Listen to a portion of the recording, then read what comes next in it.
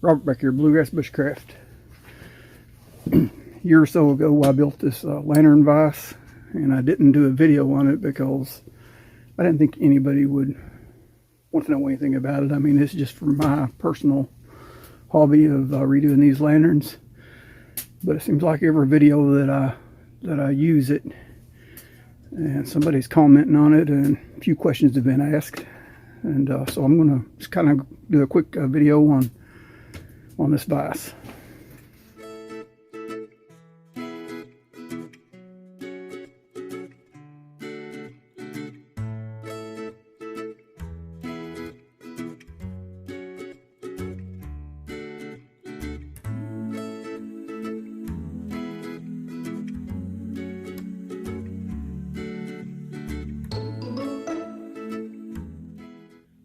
Okay, this is actually a really simple device that anybody can make with simple hand tools.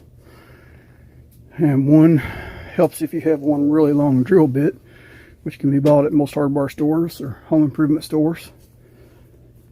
But and be able to drill a straight line, which is kind of difficult for me, but well, it wasn't in this one, but I'll explain that in shortly. But like I said, it's a really simple design anybody can make. Okay, like I was saying, this is a really simple design if you can drill straight.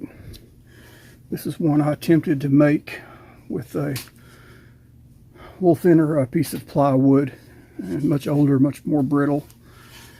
And I couldn't find my long drill bit, so I tried to use a shorter drill bit to go in from each end. And I couldn't drill straight. It kept walking out the side of me on it. You can see, I mean, I chewed that one up. I mean, it was way too brittle. It just kept busting the middle of the plywood out. But I was still able to use it by putting a couple of clamps to clamp it in place. And this can be made with just some short lag bolts and wing nuts to hold that part down. It doesn't have to be anything fancy. As you can see down here, it just mounts in a standard bench vise. I've got it mounted securely because I knew I'd be twisting on that a lot. So this is glued and secured with screws from the bottom and the top side. So no matter how much you twist on that thing, it's not going to break that board off there. Okay, as you can see, got wing nuts and washers on the ends. Drilled the hole all the way through both pieces to come out the other side. Don't know what you call those, but you can buy them in different sizes. This one happens to be threaded in a 1/4 inch, so I used a 1/4 inch all thread. But they got little spikes on the back side, and you just drill a hole in the wood and you can drive the spikes down in there, or in this case it had the holes for the little brads. I put brads in it, and just put a little Loctite on the ends of the threads there to hold the threads in place on this end. And when you work your wing nuts, tighten them, it just pushes the top of that forward. And this piece back side is glued down and shot brads. I got brads in it holding it down, so it's not going anywhere.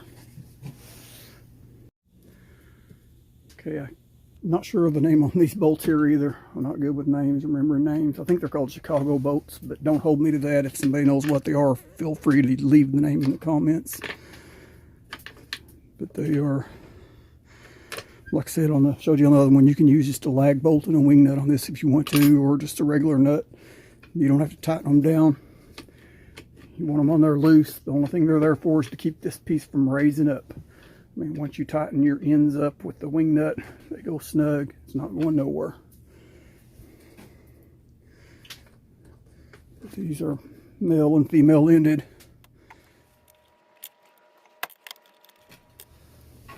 Okay, I didn't intend for that to come apart. I mean, I just drilled the hole where that bottom piece would fit in there snugly. As you can see, it's just a flat-headed bolt, the Allen wrench, and male threaded. And the other one is just like a little sleeve that's threaded.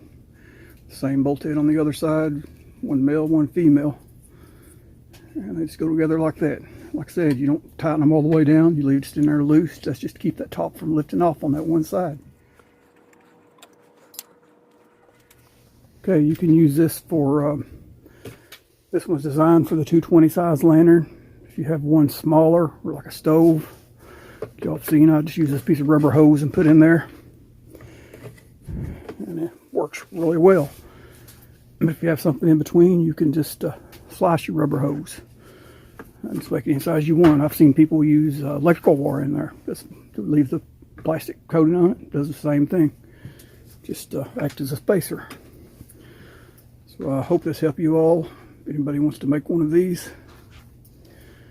Alright, you know the routine. Like, share, subscribe. God bless.